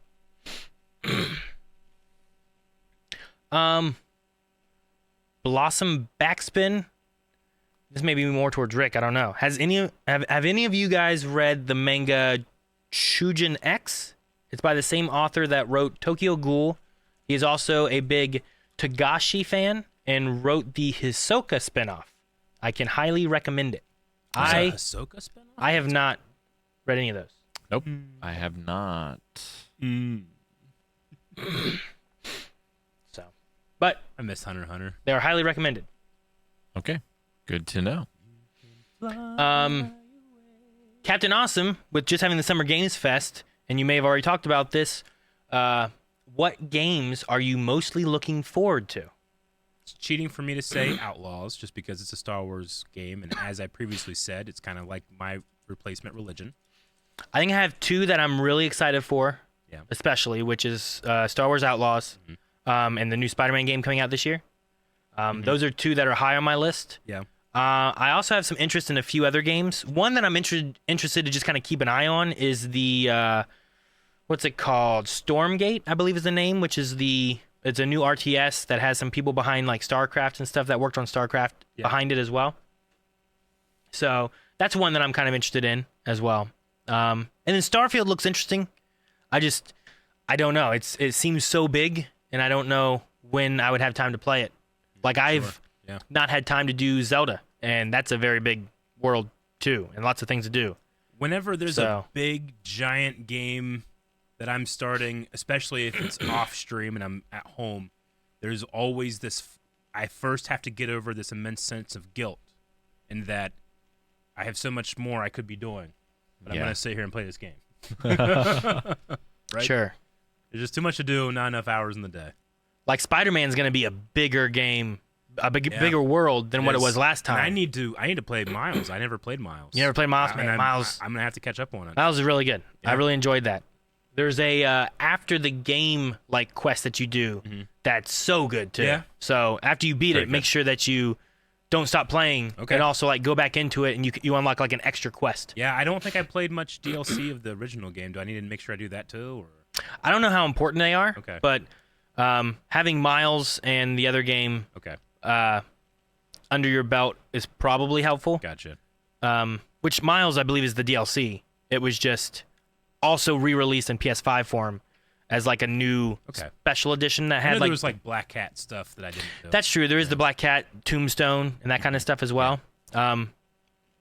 So I don't know if you'll need those. I don't know if Black Cat will be involved in any of this kind of stuff or whatnot. So there's definitely some interesting stories in that. And sorry guys, we do have a bot right now catching stuff I think for Spider-Verse right now because some of us haven't seen it. So don't feel offended if your message gets deleted because of certain keywords that are triggering deletion. Sometimes we have to block things to protect from spoilers. So. Yep. Indeed. Rick, did you have any games you're excited for that are coming out? I mean, for me, they keep releasing Yakuzas, and I have so far to catch up. I'm in Kiwami 2 right now, and as I was playing Zero, I was like, man, I don't want to burn myself out, so I'm gonna take breaks in between. Then I went immediately into 1, and then immediately into 2, and I'm gonna go immediately into 3. So for the foreseeable future, that's gonna be kind of the main thing that I'm working my way through. Yeah. Swery announced a new game, Death Game Hotel, which seems different than his other stuff, but he's like the developer who his stuff is hit or miss with me, but when it hits harder than anything else other than Berserk. So I have to at least maybe give it a try. Okay. I do want to say for Abhishek Sharma, they just had a thing that said, I first saw you guys in the Game of Thrones reactions, watching since then, love Cobra Kai, AOT reactions, most and currently following your Dark and Community reactions, and I'm going to start Black Sails after you guys have recommended it. Much love to you guys from India. Oh, thank you. So thank you very much. I'm glad so that happy you... that you're going to be checking out Black Sails. Yeah. Anybody that stuff. hasn't watched Black Sails, it's a fantastic show, and we always recommend it to people. Yeah. Yeah. Man. When is the Attack on Titan dub coming out? I don't know. That came out when we were at the Normies. But we've got others Subbed it. that need catching up on anyway. So, I know. So we can wait for a little bit. Sure. Every once in a while, I think about all the crazy things that have happened in that series, and just want to watch some more. Yeah. I want to see the ending. Yeah. I want to talk about it. Yep. A podcast on Attack on Titan. When it ends. Yep. Speaking of animes, Bites Zadusto says, Rick, were you satisfied with the Discord ending tourney? Man, Which I missed it. I'm assuming they're talking about previously they had an opening anime song tournament, right? Yeah. And then I I know. believe they started an ending anime tournament. okay, So gotcha. what anime had the best ending outro kind of thing, right? Yep. No, I went in, I made my nominations, and then I never voted. Gotcha. I went to vote one day, and I got to a hard choice, and I never made the choice, and then... You got to a hard choice, never made it, and gave up? Well, no, I just like I've been busy with other things. Sure. But yeah, no, I want to know what won, so I can approve or disapprove. So it's already done then, right? I think that's what they said in their.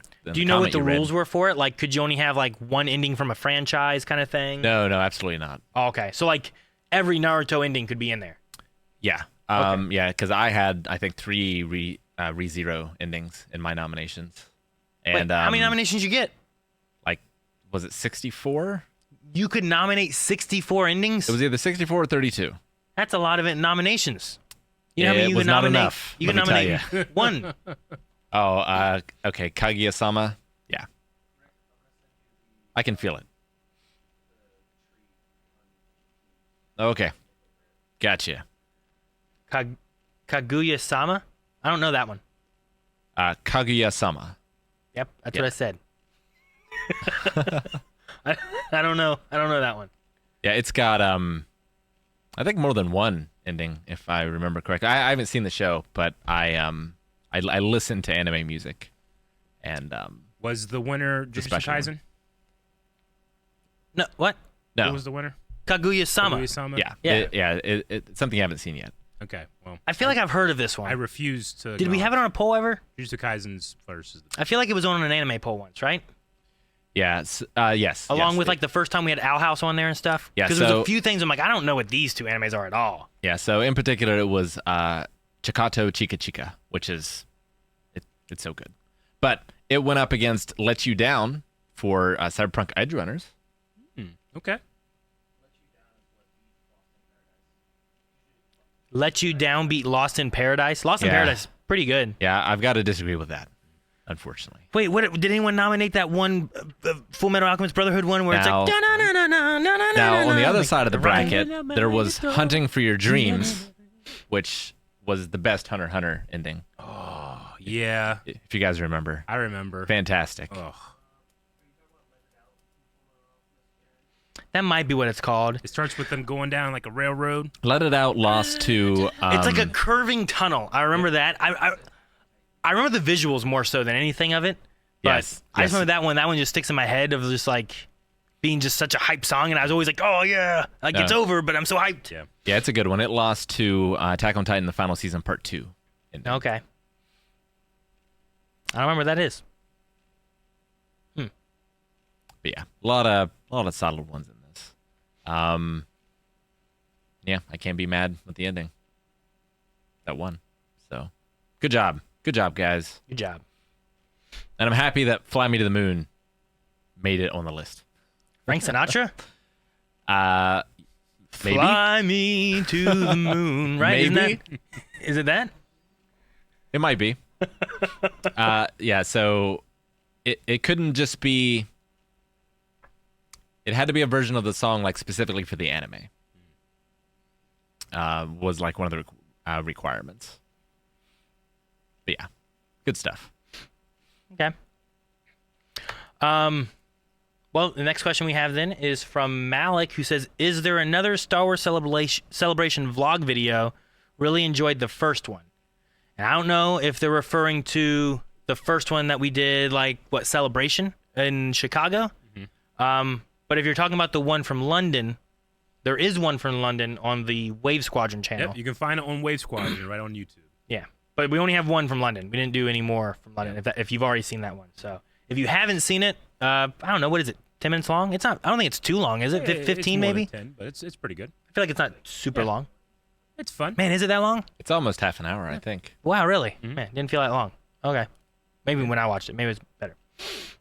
There's also a vlog kind of thing. I don't know. There's not as much talking. It's more of like a showcase in a way of my London Pokemon championship in Europe. Just kind of what the experience was like and stuff too. And we'll probably have another one this time when we go to Columbus. So, but one of those is on Pokemality and the other one is on Wave Squadron. So. Yeah. And then You can Wave see those Squadron also has a bunch of videos that we did when we were there talking about specific things that were revealed at Celebration Yeah, that we that's did true. at the room. So there's those as well. Yeah. So basically anything Star Wars related, we are putting over on the Wave Squadron channel. Mm-hmm. So if you are interested in any of the Star Wars stuff, whether that's reactions or just discussions, badonkagonks, whatever it is, make sure you follow us on the Wave Squadron channel. All there. Oh yeah, I forgot the meet and greet stuff was in there too. So It was. yeah. Gooden03 says, "Is there any news on the updated website, Rick?" Hashtag soon. Hashtag soon. Yeah, we're getting really close. For sure. And there's some cool things that we've got on there, so I'm excited to have that. And cool launched. things coming in the future as well. It's not it's going to be a living site. So more features will come after we launch it. Yeah, it'd be fun. We'll have like, website 1.1. Yep. It'd be great. Dreamchild, have you guys seen any cool Star Wars fan projects? Oh man, I mean, I have in general. maybe not recently, but that was a huge part. I mean, Blind Wave wouldn't exist if it wasn't for Star Wars fan projects. Because it wasn't until I saw those when I was younger that I was like, oh, you can do this and it's not too difficult. This is what a nonlinear editor is. This is what rudimentary visual effects are. We watched something today and they talked about how they would open up, what was it, student records in Paint, But I legitimately, my first visual effect was I rendered out a, I don't know, minute and a half video. I did PNG exports of every frame, put that in a file, opened each of them up in Paint, painted over them, saved over that, and re-imported that into a video file. That was my first visual effect. And so it's been part of my life for a long time. But in terms of like the projects that I've really enjoyed, Art of the Saber was always really important to me. It was part of the first lightsaber choreography competition. Yeah, the that one's Ho really good. brothers did it. It's a fantastic lightsaber fight, very Chinese inspired. Ryan versus Dorkman, both 1 and 2. Shout out to both of those guys, especially Michael Dorkman Scott, who suffered an injury later in life, and it really changed things.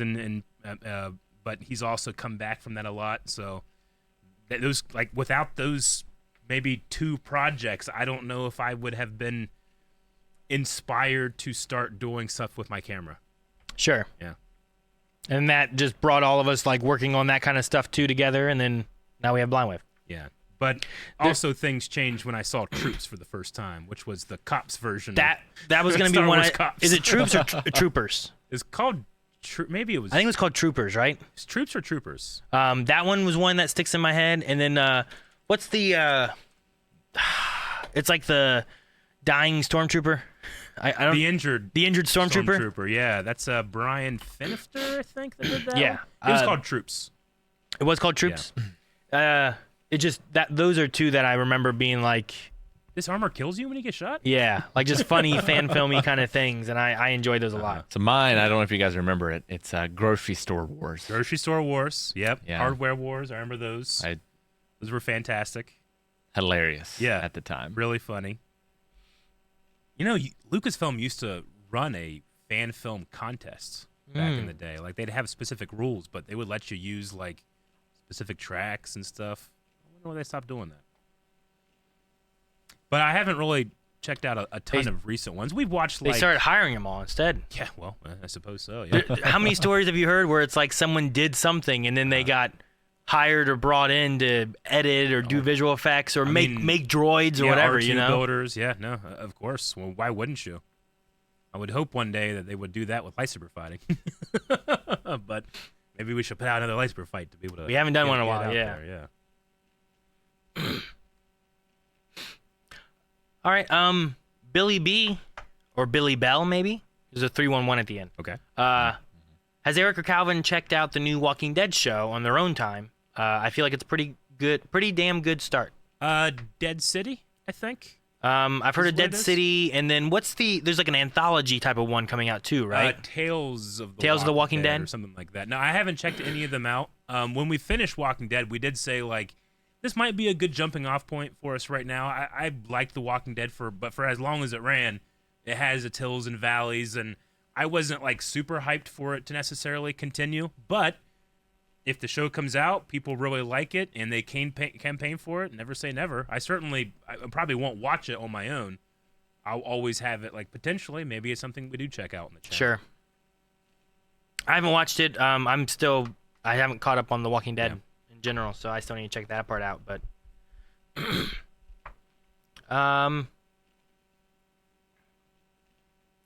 Oliver says, have any of you guys checked out Critical Role after you watched Vox Machina? I had watched a little bit of Critical Role before we watched Vox Machina.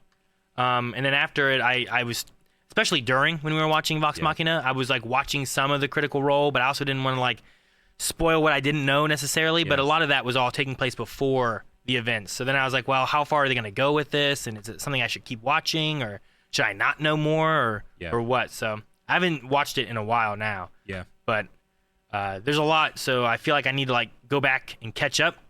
But there's just so much, so I haven't. There's a lot. I haven't taken that dive. I've seen some clips. I haven't like watched it proper. The only thing I've watched was the Legend of Zelda one-shot they put out for the Tears of the Kingdom crossover, and I thought it was one of the best D&D things I've ever seen. One, because it isn't one of 1,000 hours. It was about 5 hours. But two, like, I'd never really seen Matt Mercer in his dungeon master element, and I was just really impressed about how he kept the pace up. Sure. Or I should it's say, fun how watching him he improved off of his players to let them kind of create their own pace, but also like he could, you have to follow where he takes you. I just thought he was really good as like an improv storyteller. Yeah, really I haven't watched that one at all. I should check that one out, but it's fun watching him like morph into a voice sometimes. Yeah, like, of course.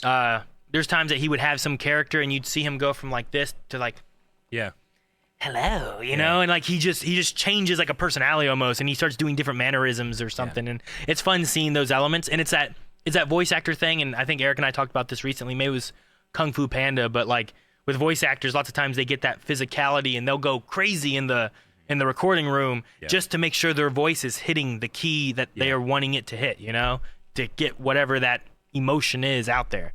And it's fun to see that in like real time. I love watching like behind the scenes voice actor recordings, seeing like Sam Witwer or whoever. Like what was that one video where like Clancy Brown's like watching Sam Witwer, like he's just like going crazy doing the Sith code and stuff, like Darth Maul, and it's like it's fun seeing those moments, being like, man, I love watching this in the show, and then seeing like what they went through to try to get that to come to life is so good. And you get to kind of see that in real time when they're doing these characters and Critical Role and stuff too. Yeah, no, a thing that I loved about the one shot the most was there was a moment where the characters, you could tell they hadn't played Tears of the Kingdom yet. Yeah. They all played Breath of the Wild, so they knew the world and stuff. But Matt, obviously, he's a little involved with Tears of the Kingdom.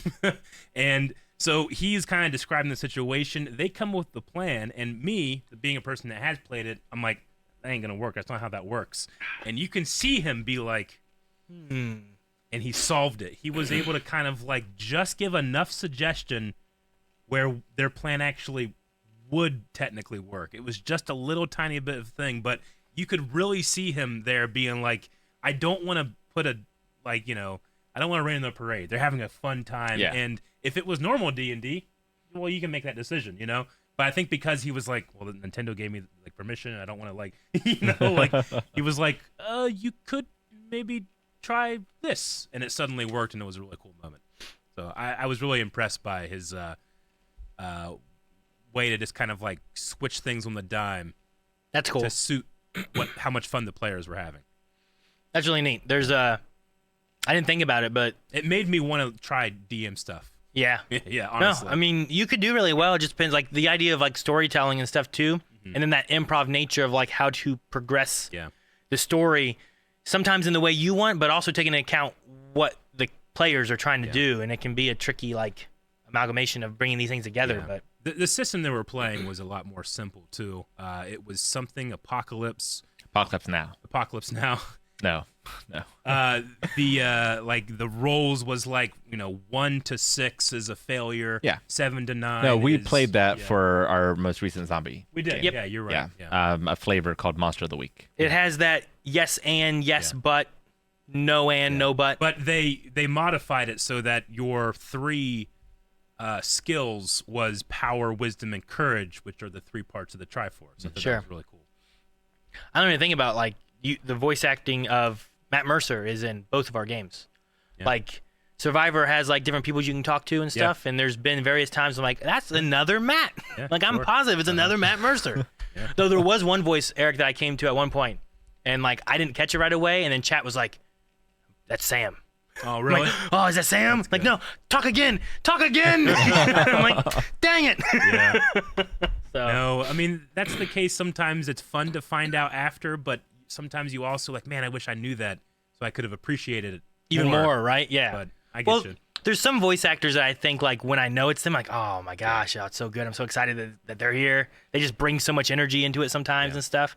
There's other ones I just don't know, you know. Yeah. But all right. It is 4:50. I think we have any more questions. I thought we had one more that I saw. I wanted to make sure that we got to. I got bits and donations ready when you're ready. All right. No. Oh, we have a trailer. Okay. We can watch a trailer and then go into bits and donations. I don't know what the trailer is. All right, blind. Oh, I got to trailer. put on my headphones. Make sure my video. Yeah. Do we have to be in Discord or that first. It should be okay. It's only a minute. All right, I am ready.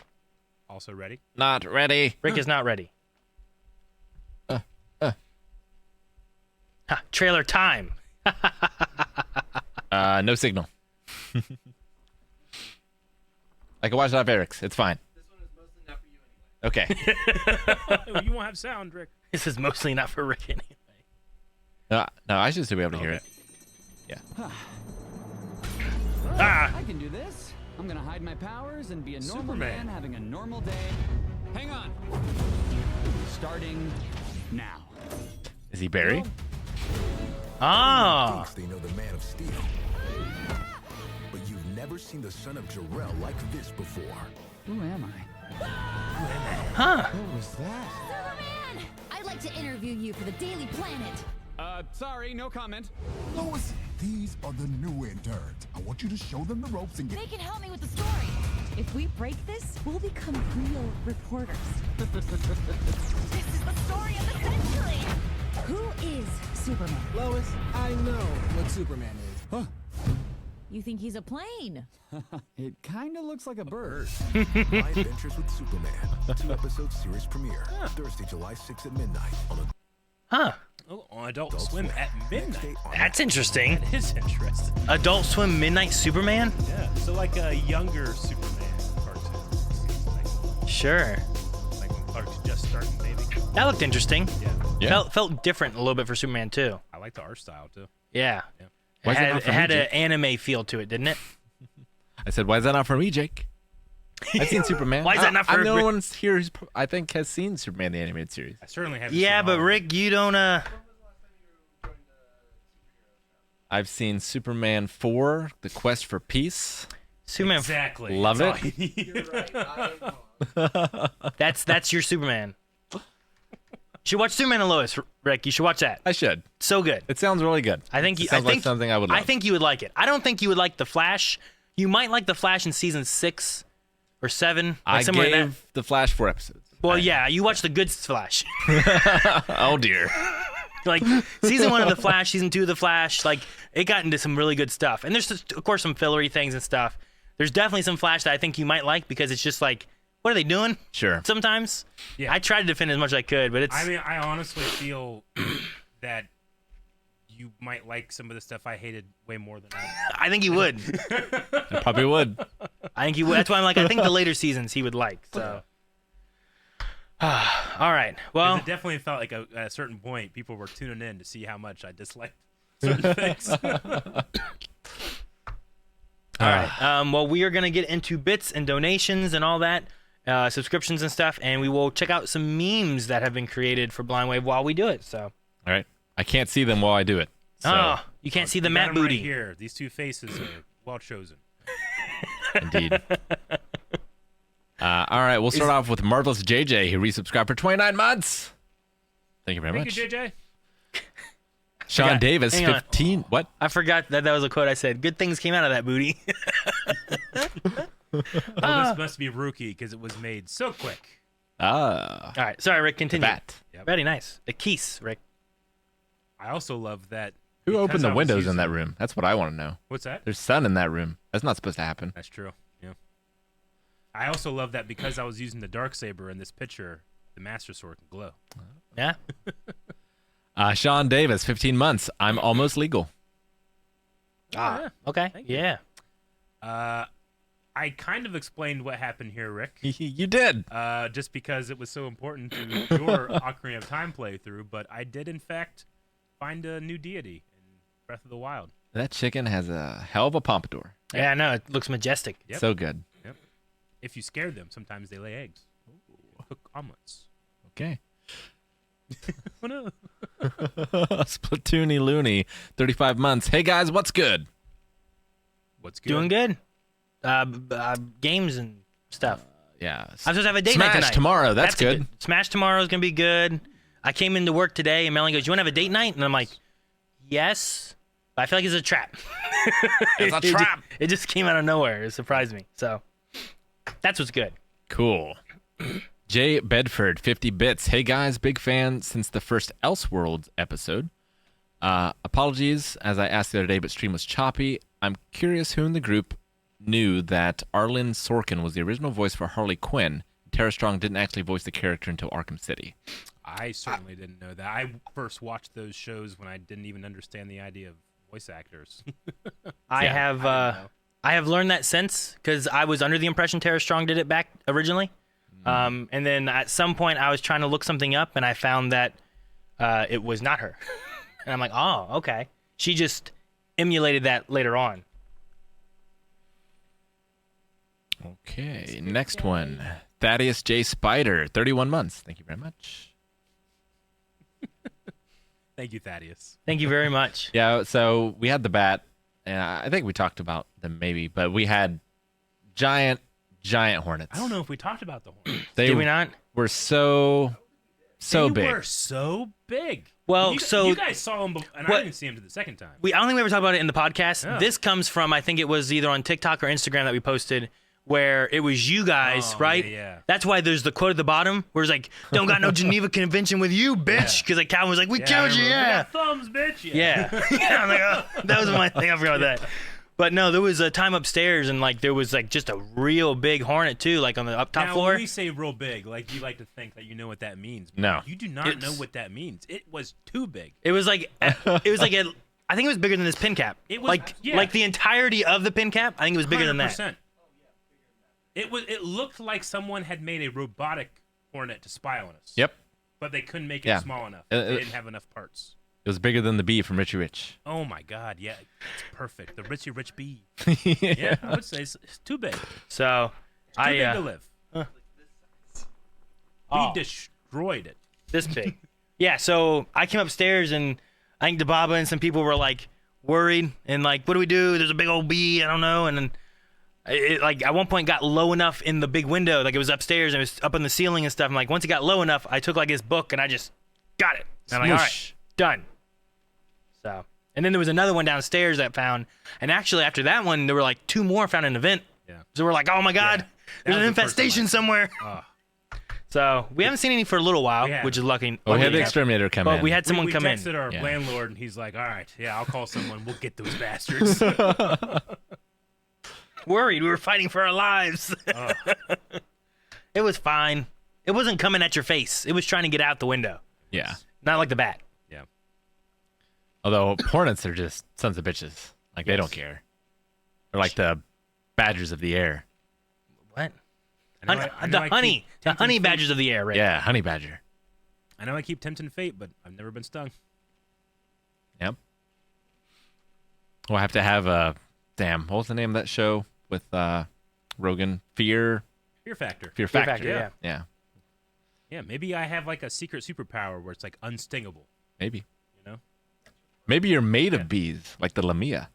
And then we also have carpenter bees, like in the back of the place, right? There's like Bees are generally the highest grade that I achieved in school. Except for English. Art. What's next, Rick? Let's see. I can't remember if I did Thaddeus J. Spider for 31 months. You did. Thank you, Thaddeus. All right. Jay Nappy, 23 months. Thank you very much. Thank you. Thank you. Yizing, 31 months. Super excited to see your reaction to Kung Fu Panda and its soundtrack. This summer, stacked. It's Hans Zimmer and John Powell. Both of them worked on that movie. Yeah, we got to the end. You were like, oh, hey. Yeah. In the middle of them also having Jack Black singing Everybody Was Kung Fu Fighting, Everybody, he's so which was great. so damn talented. Malik gifted a sub. Thank you very much. Thank you, Malik. Kyle Patrick Hess subscribed for 13 months. Thank you. Thank you, Kyle. Diggus Pickus, 53 months. Oh, sweet. It's a lot of months. Mr. Honcho, 16 months. Thank you, Honcho. Honcho. That was the name of my first four-wheeler. A honcho. It was gigantic. It was Really? Yep.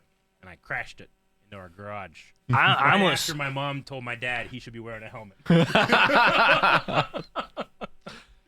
That was the Honcho. The Honcho. Gara has subscribed for the first time. Thank you, Gara. Gara. And finally, Stone Cold HDP, 33 months. The quest for 3,000 months continues. 3,000 months. It's a heck of a goal. A lot of months. That's a lot of One Piece episodes. It's not the destination, it's the journey. Make sure you guys. That's gonna be it for. Oh, we got another one just came through. Yeah. Jonathan 1AZ gifted a sub. Thank you so much. Thank you. And congrats to whoever got it there. Lessa. She got it. Guys, that's going to be probably it for today, but we will be back tomorrow. Smash! Probably with no Calvin, but that means that the three of us can play Smash.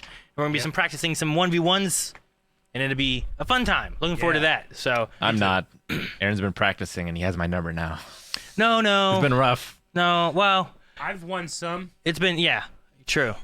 No. I feel like it's been back and forth a little I've bit won more. more so. than I usually do. But I have been I've been looking into more and trying to like better my Pokemon trainer, and you probably won't see much changing. I will probably only play Pokemon trainer tomorrow. So I'm just trying to get real good with him. Yep. So Sounds good. Can't wait. So guys, make sure you tune back in tomorrow at 3 and also Saturday, just to make sure you remind you guys in case you forgot or don't know. Yep. Rick, Roll with the Punches. Yep. Over on the YouTube channel, Roll with the Punches. Make sure you guys join him. That's 10 a.m., right? That is the time. And then here on Twitch, Eric, you can do the announcement of it. I'll be streaming Can't do it. The Legend of Zelda: Tears of the Kingdom. Why are you so somber? You started off somber. Now you got I'm going into the desert. As I'm looking into the desert, things are not as they should be, Aaron. I'm going to have to go in there and figure out what's going on. And Hyrule will be at peace, but right now, it seems to be at war. Is there not sand everywhere? Course. There's more sand than there usually is. More. More. That sounds. Anakin Skywalker's worst nightmare. Dang. It's rough. Well, make sure to tune in to that Saturday at What time? 12 o'clock. All right. Noonish. I honestly come a little early because I get here, I set up, and I just shake until 12. Sometimes I don't. I just start early. We just start. You can talk while people get in there and everything. So. Well, sometimes I do like shrines and stuff that I saw off camera and haven't done, so I'll do those real quick. All right. So there you go, guys, and I will be back finishing up Jedi Survivor Monday and Wednesday of next week. I'm looking forward to that, so make sure you guys check that out over on Wave Squadron. And then that's it. See you guys right back here tomorrow. Smash Brothers, 3 o'clock. Bye, everybody. Smash! Ah!